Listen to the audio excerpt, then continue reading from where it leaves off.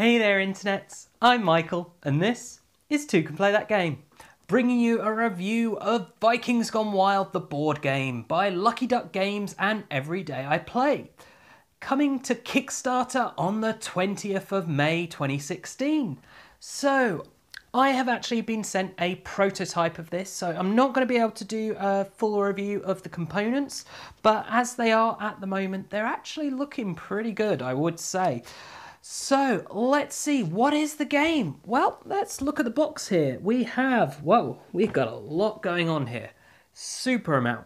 So we've got beer, pigs, beer, goblins, orcs, dwarfs, gods, chickens, just absolutely tons going on. So what this is it's a mixture of deck building, civilization building, and resource management. It's a game based on a computer game app that's available on phones, Androids, hugely popular, kind of a civ building, attacking your opponent kind of thing. I haven't actually played it to know a lot more than that, other than knowing it is popular. But the game itself takes that and converts it to a board game. So you will build your buildings using your resources, and those buildings will then enable you to build more resources and keep resources from turn to turn. And you will also use those resources to get new resource cards into your hand, and also to get attack cards and defense cards in order to attack other people's buildings to get victory points, and defend your own buildings to get victory points. So that's right, the game is all about getting victory points, and whoever has the most victory points at the end of the game will win. So let's take it to the table and I can show you in a bit more detail how it all plays. To set out the main board, you'll need to get your Odins Path cards, which are the ones marked with the lightning bolt in the bottom right corner, shuffle them all together, and then deal one into each of the lightning bolt spaces, leaving the discard pile blank. Then you'll put out your free attacking units, so you've got your elf archer cards, your bone crusher, your pigator, then your defense cards, your cannon, sorceress tower, and sheep cannon. Then over here, you'll put out all the different buildings. So in this game, there are 6 buildings. You've got a brewery, gold factory, tavern, beer container, gold container, and drakkar. And the board is marked with spaces for all of those. Then you'll take your divine favour cards, which have this divine favour symbol in the top left. You'll shuffle them all together and deal 2 into these divine favour spaces on the board. Then take your Endgame bonus cards, which have the crown on the back, shuffle these all together, and then deal out 4 into the available spaces. The remaining ones can go back in the box. Then place the pawn markers for the different players on this little house, which is the start of this score track, along the bottom of the main play board. You'll also want to put your attack tokens and construction tokens near the board, along with your yellow and brown cubes, where the yellow is your gold and the brown is your beer. Then give each player one of these player boards here, and 3 of the town hall cards, a level 1, a level 2 and a level 3, all stacked up on the town hall space. They'll also want one of these little reference cards, which has the turn phases on one side, and on the other the victory points for attacking and defending buildings. You'll also want to give them a starting deck of cards, which is 6 of the beer cards, 2 of the gold, and 2 Viking warriors. They'll then shuffle these up and place them on the deck space. Next, get all your mission cards, which are these blue backed ones, and separate them so that all the 1 points are separate from the 2 and 3 point cards. Then shuffle together all your 2 and 3 point cards, and shuffle all your 1 point cards. Then give each player 2 1 point cards that they'll sit in their mission spaces. The remaining 1 point cards will sit on top of the 2 and 3 point stack, and this will then just sit next to the main board for people to draw from. So that's the game all then set up. What do you then do? Well, the aim of the game is to have the most victory points on this track here.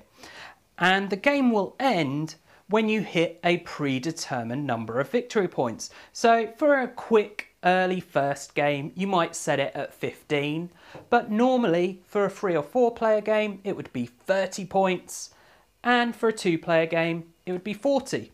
When you hit that target number, that then triggers the last round. So you finish playing out the round, and then whoever has the most victory points wins the game. So how does a round work? Well, the first thing you do is the drawing phase. So every player simultaneously will draw 5 cards from their deck. If a player happens to have built a tavern already, the ability of the tavern says to draw +1 card. This is only during the draw phase. If you have another card that tells you to draw, it does not give you +1 to that. So this player would draw an extra card. If they had more taverns, they'd draw more extra cards. Then you have the production phase of the round. So let's say this player had a gold factory and a brewery. Those say on them produces gold or produces beer. So during the production phase, you'd simply add a cube of that type to that card. Then we move on to the player turns phase. So starting with the first player, each player will do their full turn and then play passes to the next player. So what can a person do on their turn? Well, they can spend resources, either resources from buildings in the form of cubes, or resources in the form of cards. So here we have a handful of beer cards. What can you buy with those resources you're spending? Well, one of the options is a building. So here we have the 6 different buildings, and the cost of those is given in the top right. So it's either a square of yellow or brown, representing gold or beer. So we had 6 beer and 1 gold available to spend. So we could buy pretty much most of these. But let's say we're going to buy a container. We'll buy a gold container for 2 beer. We play 2 beer into our discard pile. So that's our 2 beer spent. We then add this gold container to our tableau. Because we've just built it, we then put a construction token on it. That means we're unable to use this building until that token has been removed, which happens at a later stage. Also, it means no one can attack that, and I'll talk about attacking shortly. But first, what else can you buy with those resources? Because we've still got resources left here. Well, another option is you can buy units or defense cards. So units will enable you to attack more people and more buildings, whereas defense cards will enable you to defend your own buildings from attack. So we had 4 beer left, which isn't enough for the Pigator because the Pigator costs 4 beer and 3 gold, and we don't have the 3 gold. Nor do we have the 5 beer for the Bone Crusher, but we can spend 3 beer on getting an Elf Archer, which is a unit with an attack of 2. We spend 2 more beer into our discard pile, and we then buy the Elf Archer, which goes straight to our discard pile. And the same would happen for a defense card if we bought it. The only cards that don't go into your discard pile when you get them are the buildings, which instead sit in front of you and are permanently there. The final type of card you can buy is one of these Odins Path cards here. And as with all the other cards, the cost is given in the top right. So you'll see this Undead Zombie has no cost. That's because you can't buy that. You can instead fight that, and I'll talk about that when I discuss attacking. So we still have 1 beer left. So we could buy this mystery gift, which would go to the discard pile along with the beer spent for it. At which point we then shift these cards down to fill the gap, drawing another card from the deck into the new space. You can buy any number of cards, so let's spend a gold to also get us a chicken tower. Again, that goes into our discards. The gold we're spending, however, was a cube. So this cube goes back to the stock pile next to the board. And then, of course, we shift down again. So you can buy as much as you want on a turn, spending as many resources as you want until you are unable to do any more or choose not to. Another thing you can do with the resources on your turn is to visit the merchant, and you can do this as many times as you want at any point on your turn. You can spend 4 gold, be it from cards or cubes, in order to reshuffle your discard pile and deck together, or you can spend 2 of any one resource to get a cube of the other. So you could spend 2 gold resources, be it cards or cubes, in order to get a beer cube, or 2 beer to get a gold cube. So this player's now out of cards, so there's nothing else they're actually able to do. They have got this 1 beer they could spend, but they're not going to. So play would pass to the next player, and then we would move on to the storage phase. During the storage phase, you remove any loose cubes of either beer or gold that you have. If you have a gold container, you can put any gold cubes that you have in that container, assuming it doesn't have a construction token on it. In this case, the player has no container for beer or gold that they can use, so any cubes that they had would be removed and go back to the central reserve. Of course, if they had a beer container here and it didn't have any construction token on it, they would have been able to put their beer into that, and if it was full, gain victory points. Then we do the end of turn. At this stage, you remove any tokens on buildings. So the construction token would leave this building and they'd be able to use it. Also, if you had any attack tokens, those would also be removed.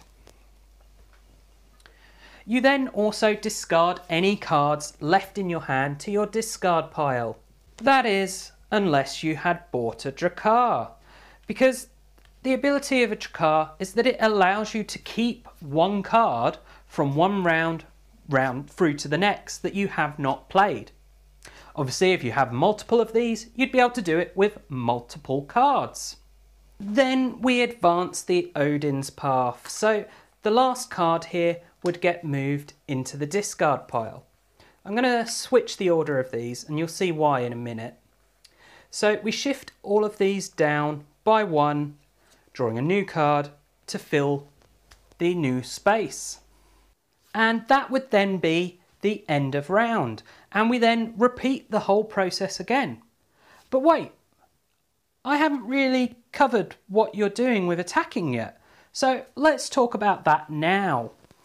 So it's our draw phase and we once again draw 5 cards. And this time we have 2 Viking warriors in here. So we have some attack to use. So let's talk about how attacking works. Well, firstly, you have a couple of options when attacking. You can attack someone else's building, or you can attack undead zombies, such as the little guy here in the middle of the board. So he has a defense value given here, and you can see the buildings give theirs in the top left. So I could play a Viking warrior, which has an attack of 1 to attack this undead zombie. You only need to equal the defense score, you don't need to exceed it. So a 1 is enough to beat this undead zombie. That then means I have beaten it. I can then claim as a reward 1 gold or 1 beer.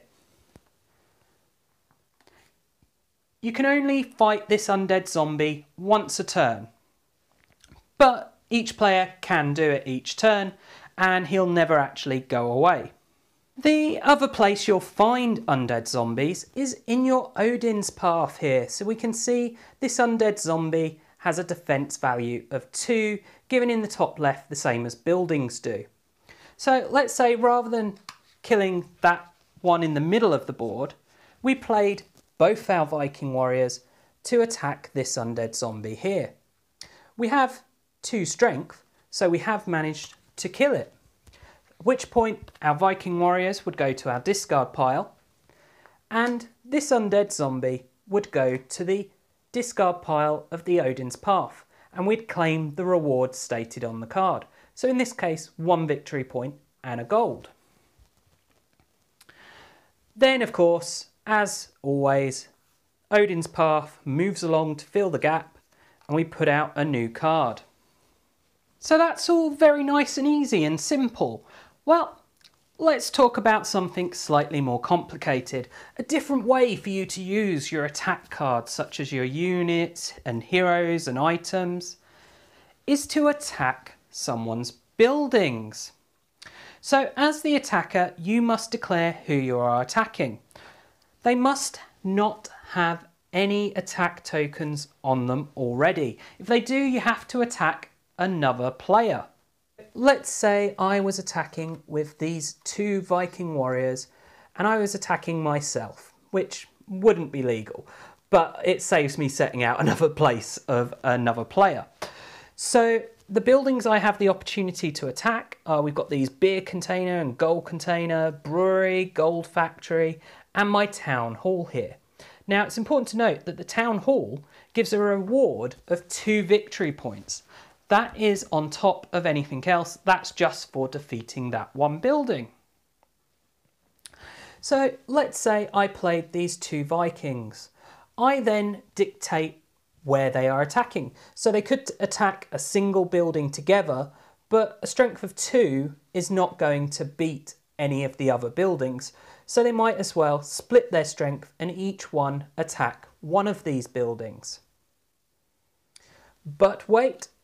As the person he's attacking, I'm then able to play a defense card. So I can play a chicken tower onto my brewery. So yes, my brewery had a defense of 1, but you forgot to take into account the chicken tower sitting on top of it, launching chickens at your invading Viking warrior. This now means I have more defense than that Viking. The attacking player does not get the opportunity to now play more cards in order to beat it. No, you have to anticipate whether or not your opponent is going to play any defense cards and potentially overkill on a building in order to ensure that you do. For attacking these, I wouldn't get any goods because they don't give any rewards. It's important to note that the rewards stated on a beer container and gold container are only if there is a beer or gold in that container. You may take one of it. The ones I was attacking didn't have any, but I did successfully attack this 1 gold factory. On the player reference, it does have a little handy thing saying the number of buildings you successfully attack equals a number of victory points. So for successfully attacking 1 building, I would get a single victory point. If I'd managed to attack both though, I would have got 3 victory points. However, this player did defend because they played the chicken tower. For defending against the Viking warrior, it says here that you get 1 victory point for each unit or hero you successfully defended against. So I successfully defended against 1. That means I would get 1 victory point moving my pawn along the victory point track. Any cards played by both players will then go into their appropriate discard piles. So that's how attacking works. There are still a couple of cards I've not really talked about, so let's talk about them now. First is these Divine Favour cards here. How do you get these? Because they don't have a cost on them and I've not mentioned them. Well, as you move along the victory point track at the bottom here, you'll occasionally hit the Divine Favour symbol. Whenever you land or pass that symbol, it means you may have a Divine Favour card. What you do is you draw the top card off the Divine Favour deck, you'll then look at that card, and you'll look at the 2 that are already face up on the board. You'll pick one of these 3 cards to keep, which will then go into your discard pile. If it's one of the ones that was face up, the one you drew would replace it. When you're building buildings, it's important to note there are limitations. The first of which is set by your town hall, that you can have a maximum of 5 buildings. That does not include your town hall, that's only other buildings. So how do you surpass that? Well, you can upgrade your town hall by spending a number of gold. So in this case, spending 5 gold will allow you to upgrade from a level 1 town hall to a level 2. And that then allows you to have a maximum of 8 buildings. Also, it increases the defense of your town hall, but does also grant additional rewards for defeating it. The rewards go up to 3 victory points and a divine favour card. You can even upgrade again for another 7 gold, at which point you reach the top tier of town hall, which is level 3. And again, that means better rewards for attacking it, but more defense. But there's no longer a building limit for the number of buildings you may have. Plus, you get 5 victory points for building your final level town hall. The other restriction on buildings is that each type of building you may only have 3 times. So even if you have no limit on the number of buildings, you could still only have 3 breweries or 3 gold factories, for example. Another action you can do on your turn is to complete one of your missions. So at the beginning of the game, you would have been dealt 2 that you'll keep face down so that your opponents don't know what they are. And it says on them how many victory points you get for completing them. And it'll either be 1, 2 or 3. Some of these are easier to do than others. Also, you can only complete 1 mission per turn. So even if you would complete 2, you'd have to pick which you would complete. So this one here, buy 2 attack cards during the same turn, and I would be able to go, I've accomplished this mission, and claim 1 victory point. At which point I will draw a new mission from the top of the mission deck, which will take the new space. Again, of course, I get to look at it, but it's kept secret from the other players. Next is these endgame bonus cards here. So everyone is aware what these are from the beginning of the game. They're on the board, available for everyone to look at and aim at throughout the game. And they give a number of victory points on them, which is 6 for the different things. And they say what you have to do in order to get them. So for this one here, for example, the player who has the most divine favour cards would get an additional 6 victory points.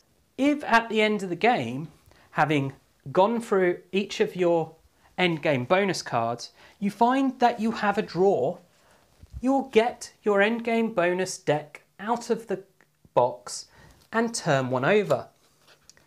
You'll then see if you still have a draw after resolving that.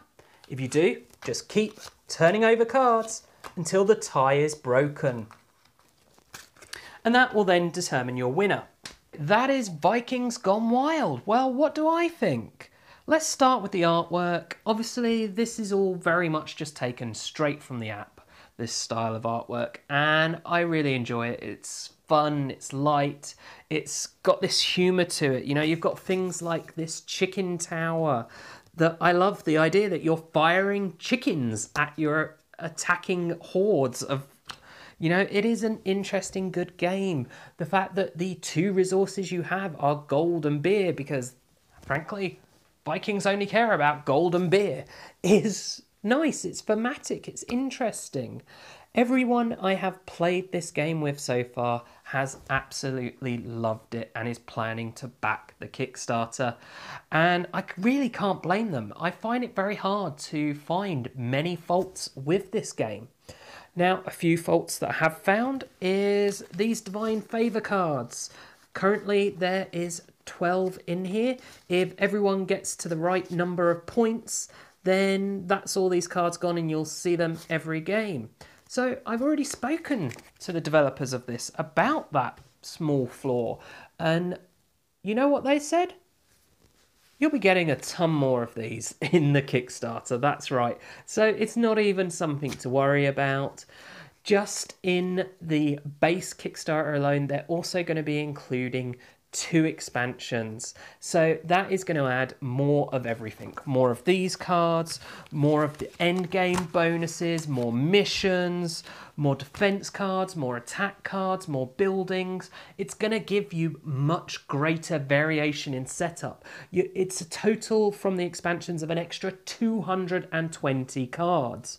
So these are not small expansions by any means. And even if those expansions weren't there, it is still a fun game. Okay, it won't have as much replayability because it doesn't have that variable buildings or variable attack cards, etc. But it's still got variation in that Odin's row, and more importantly, it's got variation in the end game bonuses. These are great. You know, this game alone has a ton of these in, and you're only using 4 each time. The different ways in which these can combine will mean that the way you play this game, every game, will be different. Are you going to go for missions? Are you going for attack cards, defense cards? Are you going for both? Are you going for resources? Are you going for gold? Are you going for beer? You can see where I'm going with this. Tons of variation, tons of replayability with that alone. And then with these expansions, adding more buildings and more of everything, absolutely fantastic. This is a game I cannot recommend enough, and I think everyone should rush out and back the Kickstarter if you're able to anyway. This is one of the games I have enjoyed the most so far this year. I'm absolutely thrilled with this.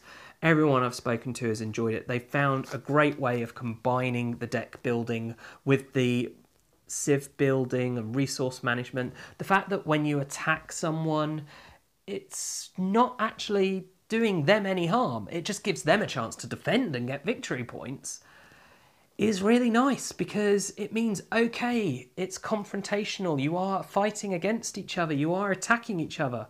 But it's not, I've destroyed your building. So, okay, if you want to take that game, this probably isn't going to meet that.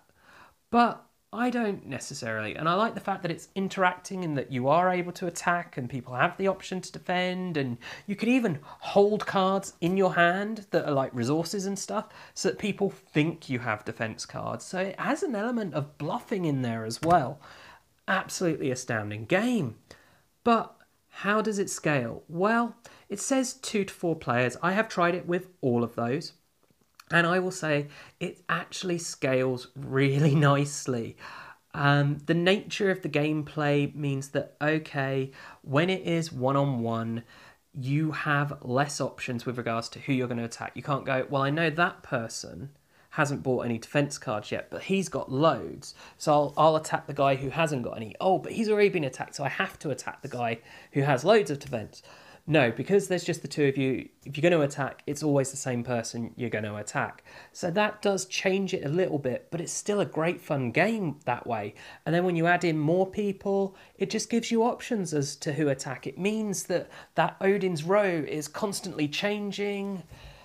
I really enjoy this, and I do recommend it. If you want a light, fun, I mean, it plays probably, I would say, about 1 hour to 2 hours, depending on the number of people and how quick they are to make decisions.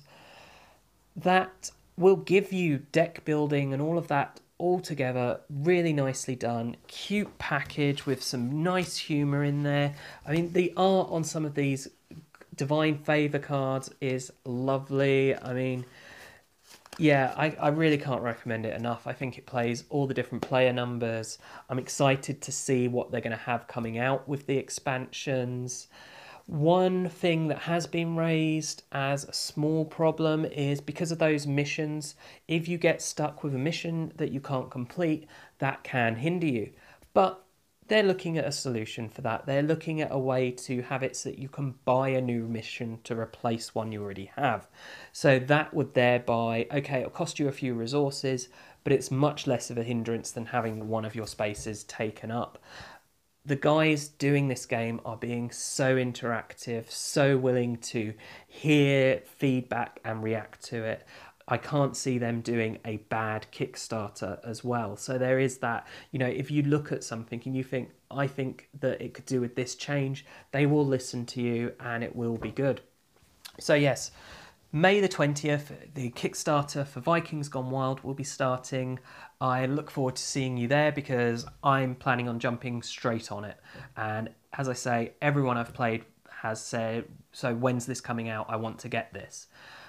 I really do think everyone should look at it. Okay, I'm going to stop rambling there. I do hope that you've enjoyed this video. I do hope that you found it useful. And of course, if you have, please do check out the rest of the videos on the channel, subscribe to the channel and share it with your friends and family.